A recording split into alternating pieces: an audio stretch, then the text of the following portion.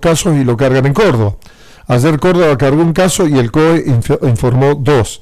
Se debe al tráfico de noticias. Se cayó ese mito que acá no se quieren cargar los casos porque el COE, para los que entran COE Córdoba por internet, decía un caso y el COE informó 2.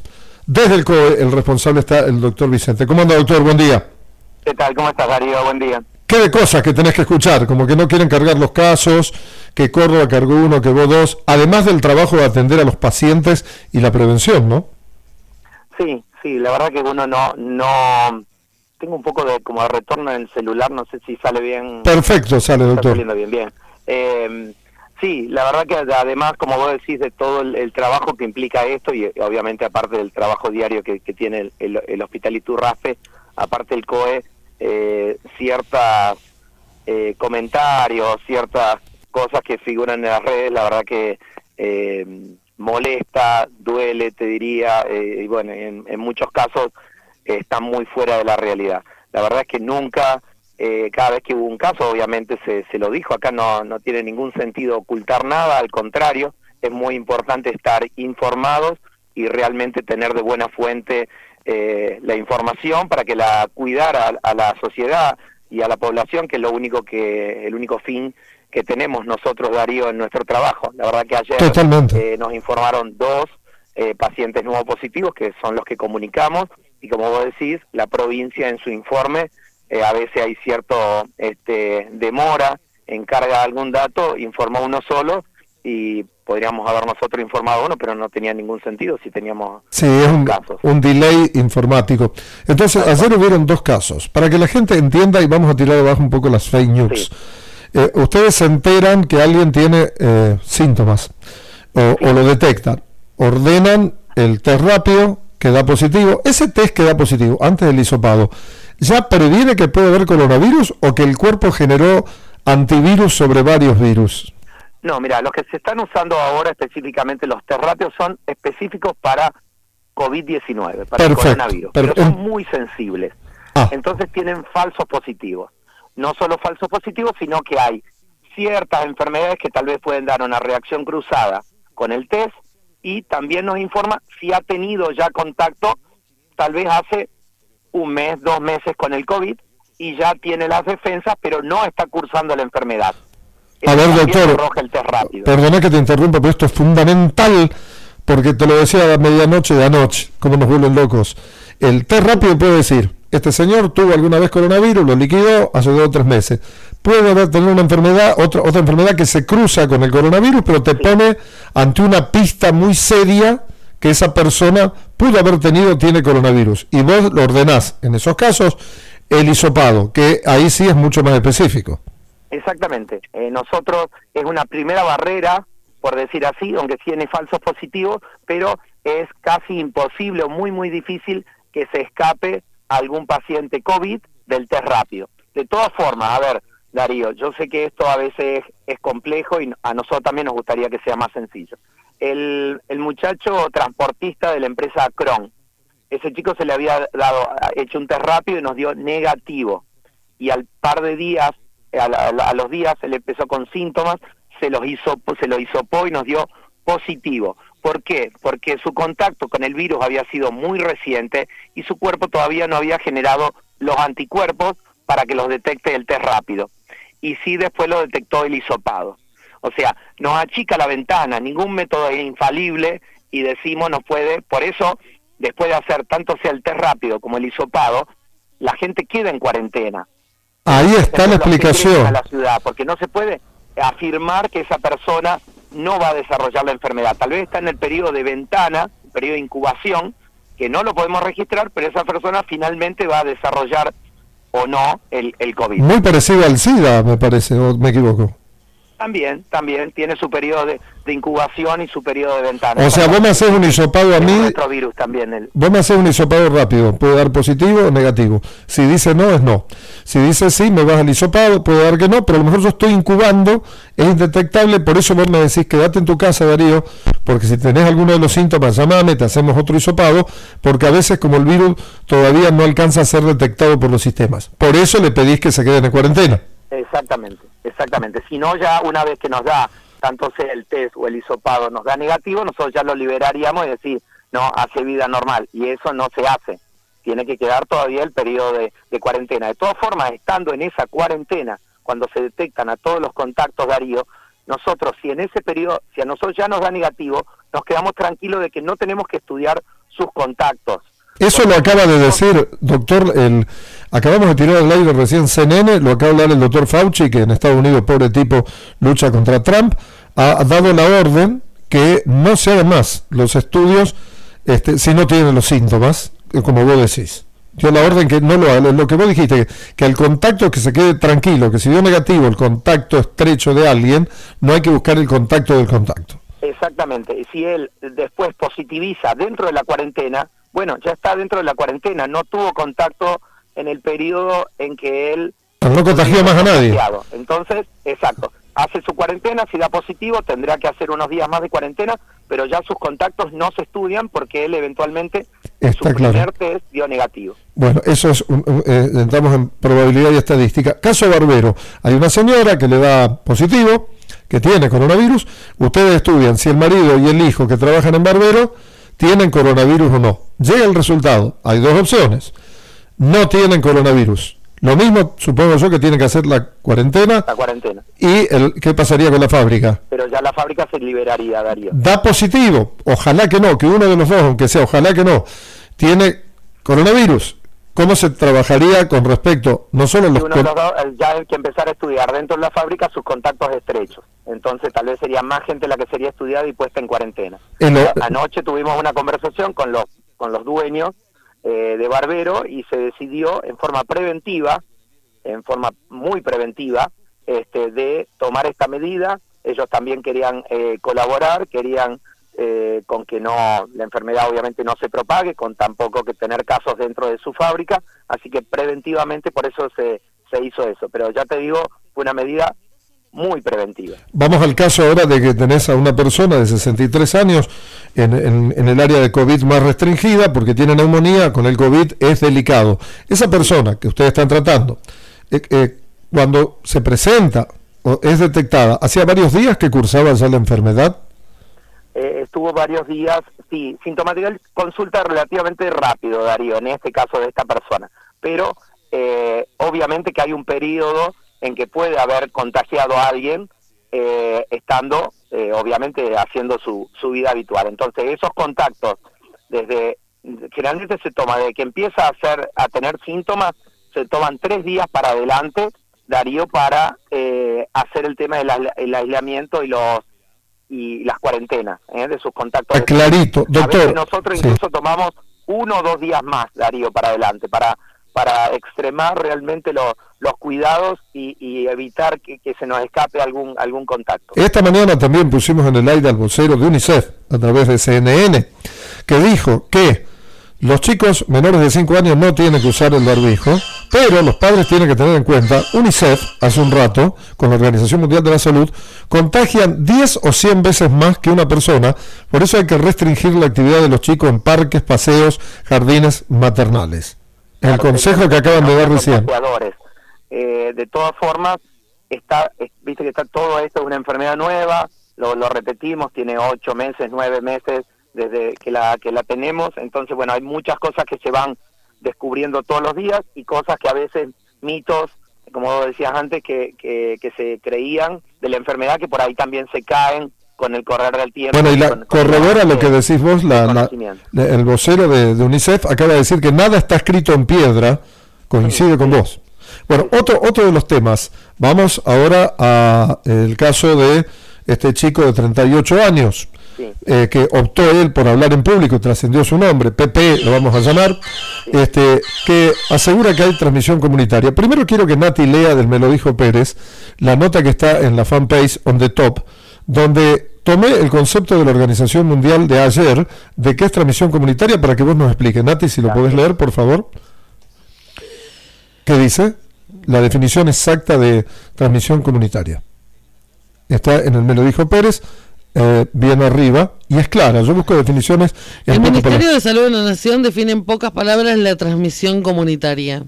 Se dice que hay transmisión comunitaria en una zona cuando el sitio o localidad registra un número importante de casos no relacionados con cadenas de transmisiones ya conocidas, por lo que la población residente tiene más riesgo de exposición al virus. ¿Qué cantidad de casos es importante para ser considerado que sea comunitaria? ¿Cuántos casos, por ejemplo? Nosotros tendríamos que hablar por lo menos de 10 casos, 15 casos, y estoy siendo mesurado, te diría que bastante más, pero en todo caso, mirá, Darío, yendo a lo que vos querés ser bien didáctico y esquemático, en un primer momento los casos que había en la localidad eran casos importados, esto se puede hacer alguna analogía con el dengue, eran casos importados, como los tuvimos de los primeros. A ver, doctor, disculpa, que venían del exterior, claro, de España, de Chile. La enfermedad, afortunadamente no tuvieron contagio dentro de la ciudad, ningún contacto estrecho resultó positivo de esta persona. Después tuvimos los casos de los transportistas, un caso importado, entre comillas, no era del exterior, pero sí de zonas de transmisión comunitaria, de otras localidades o zonas del país, llegan a la ciudad y contagian a sus contactos estrechos, a su familia. En estos dos casos no pasó de su familia, afortunadamente. Eso es contacto estrecho. Y la siguiente paso que tiene la enfermedad es la transmisión comunitaria, como vos bien definías. Es cuando nosotros no podemos establecer los nexos de contagio entre las personas. El hecho que nosotros en este momento estemos en estudio en estos tres casos no quiere decir que no los tengan. Lo estamos estudiando, ya sea porque la persona no lo haya dicho o todavía no lo podamos haber establecido. Lo que pasa es que estamos en una fase de investigación, tenemos muchos contactos estrechos que están siendo o hisopados en este momento o al aguardo de resultados del primer caso, el caso del día lunes, que vos decías, el muchacho de 38 años, y a partir de ahí se empiezan a abrir, cada contacto estrecho positivo se empieza a abrir un abanico de posibilidades de contagio nuevo. Quiero decir que establecer el nexo. A ver si te entiendo. Nosotros todavía no descartamos, pero tampoco podemos afirmar que haya transmisión comunitaria en San Francisco. Transmisión comunitaria, como bien lo decía, para ser científico, es cuando aparecen casos y no sabemos cómo se contagió. Te entiendo, o sea que no podemos afirmar eso. Todavía no se puede afirmar ni desmentir que este muchacho que se contagió desgraciadamente, que está bien de salud, de 38 años, puede haber tenido contacto con alguno de los otros casos. No es tan rápido como en Facebook ni en WhatsApp. Hay que estudiar contacto estrecho por contacto estrecho para da a nosotros herramientas o tranquilidad o hechos palpables o tangibles para afirmar que no hay transmisión comunitaria. Durante todo este tiempo, durante todos estos meses, Darío, toda la gente que ingresaba a la ciudad, que hacía su cuarentena o que empezaba con síntomas, tanto sea febriles como gripales, se los hisopaba en el hospital. Eso te da una referencia y un trabajo estadístico también de decir, nunca tuvimos un positivo de ese tipo de pacientes, pacientes geriatrizados, pacientes febriles, y nunca tuvimos un positivo. O sea, ¿qué nos dice eso? Que no había circulación comunitaria en San Francisco. Si no hubiéramos empezado a pesquisar casos en esos hisopados que se hacían en los pacientes sintomáticos, y bueno, nos habría alertado de esta posibilidad o de esta situación. En este momento, estos tres casos todavía no tenemos un nexo claro y toda la cadena de contagios. No quiere decir que no la tenga. Si eventualmente no la encontráramos, te repito, no querría decir que no la tenga, pero bueno, podríamos, con un par de casos más, afirmar que podría llegar a haber transmisión comunitaria en San Francisco. En este momento no lo podemos, con los pocos casos que tenemos y con los datos que tenemos, no lo podemos afirmar. Dos preguntas en una. ¿Cuántos casos activos de coronavirus hay hoy en la ciudad? Y si recordás, tomando ciudad y región, ¿cuántos se recuperaron? Que es un dato que nunca se da. Mira, casos activos aún tenemos 5. Los 3 casos del transportista de Akron y los 3 casos que hemos tenido 6 en estos últimos días. 6 casos activos. Si no me equivoco, a vuelo de pájaro te diría que esos son los 6 casos activos que tenemos en este momento en la ciudad. No descartamos, Darío, que de los contactos estrechos de los 3 pacientes que tenemos recientemente diagnosticados se produzcan más casos, porque algunos de ellos tienen síntomas, así que no sería raro de tener más casos, eso ya te lo voy anticipando. Como te decía al principio, nosotros no escondemos ni ocultamos ningún tipo de información, al contrario. Y ya recuperados, bueno, la totalidad... Hay que restarlo del total. De los casos anteriores estaban recuperados. Tenemos que estar hablando en el departamento de alrededor de 20 y pico casos. 21 personas me da.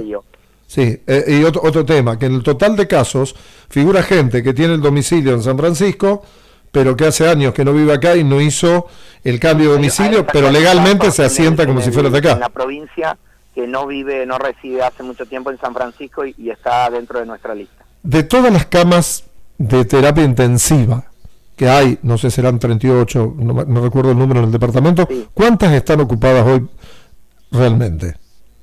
Mirá, de camas de terapia intensiva... Por el COVID. Por COVID, ninguna. De crítica por COVID, ninguna. O sea que este hombre que tiene neumonía no está todavía ahí. No, está internado, pero no está en asistencia respiratoria. Está bueno, me alegro. Con una bigotera de oxígeno que se denomina una cánula de oxígeno, y con eso está muy bien, con niveles de saturación. Bueno, o sea que va a andar bien el amigo, va a andar bien. Sospechamos que sí, esperemos que sí. Hay que esperar el correr de los días. Bueno, es muy interesante todo lo que acaba de decir, porque tira abajo con las especulaciones, porque son todos expertos en transmisión comunitaria, en seguimientos. Sí, la verdad que, Darío, te repito, nosotros estamos trabajando desde hace muchos meses en esto. No tenemos, la única finalidad es obviamente el trabajo, cuidar a la población, establecer nexos, conductas, cuidados, y no tendría ningún sentido, al contrario, en esto no decir la verdad es contraproducente. Primero, que nos quitaría credibilidad cuando tengamos que anunciar algo, y segundo, la población no se cuidaría. Si nosotros decimos que no hay casos y los hay, es un peligro epidemiológico porque aumentamos la posibilidad que haya contagios. Si decimos por demás y no hay casos, bueno, nada, estamos sembrando el terror y es lo que obviamente lo que no queremos. Lo que sí recordamos es seguirnos cuidando con el distanciamiento, con el uso del tapaboca, con la desinfección de manos y de superficies, para que, bueno, la ciudad tenga relativamente un número de casos bajos. No hay que asustarnos por tener casos, todo el mundo, todas las ciudades están teniendo casos.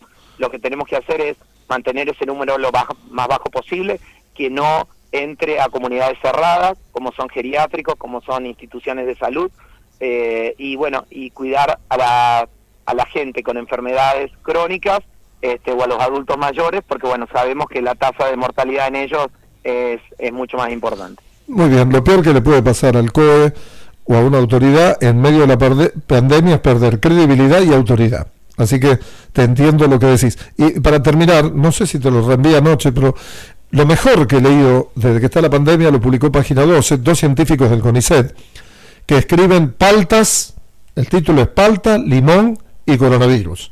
Explican, yo sé que a la mayoría no le va a gustar leerlo todo, cómo uno cree que la palta, si le pone limón, no se pone negra, se hace puré de palta, que no es porque después de 11 pruebas todavía no están seguros si el limón lo hace o no. Cuando lean la nota lo van a entender. Por eso no es tan fácil de decir que yo tomo esto, me sano. Explica el artículo que si alguien toma dióxido de sandía, qué sé yo, o de cloro, tenés que ver por lo menos 100 personas, una persona, cómo están las personas, se curó solo, fue un placebo, se curó otra cosa, tenía, no tenía, y cómo requiere una cantidad de pruebas que hacen que decir que en San Francisco hay transmisión comunitaria porque hay 3 casos es una locura.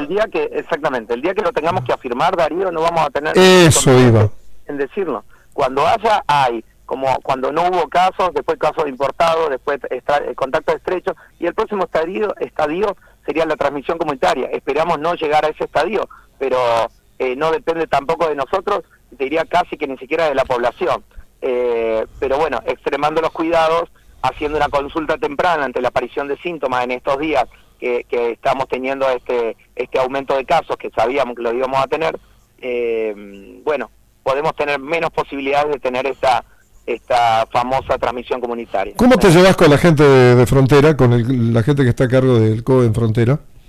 Muy bien, estamos en comunicación prácticamente diaria. Claro, porque para el coronavirus lo mismo, el coronavirus no se frena por un límite político, ¿no? Ni hablar, no discrimina en ningún, es muy democrático el coronavirus, no discrimina a nadie. La última pregunta es más íntima, aparte de ser director del hospital, o Vero Pepino es infectóloga, cuando estudiaba, ¿había una materia que les enseñan cómo comunicarse, cómo explicar este tipo de situaciones? No, tampoco, no, la verdad que no. Encima de todo, ¿no? Ya después medicina se fue ampliando y había cosas que tal vez cuando estudiamos nosotros hace muchos años no había, pero bueno, los años también nos enseñan a tratar de comunicar y de hablar, obviamente a través también de las comunicaciones que nosotros tenemos internas con ministerio, pero bueno, creo que el tratar de ser lo más sincero, tanto en esta como en toda cualquier situación de la vida, es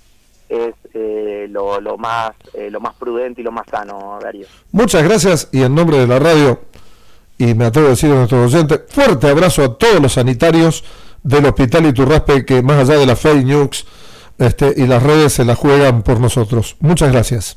Dale, Darío, que nos sigamos cuidando y que la gente, bueno, se cuide y nada, no alimente estas fake news, como decís vos, no reenvíe esos mensajes que la verdad que solo llevan confusión a la población, y la verdad que no contribuyen en nada. Muy amable, gracias. Un abrazo. Bueno, bien, Nati, cumplió con la producción hoy, Nati. Entonces, a ver, esta es la síntesis de lo que acabo de decir. No hay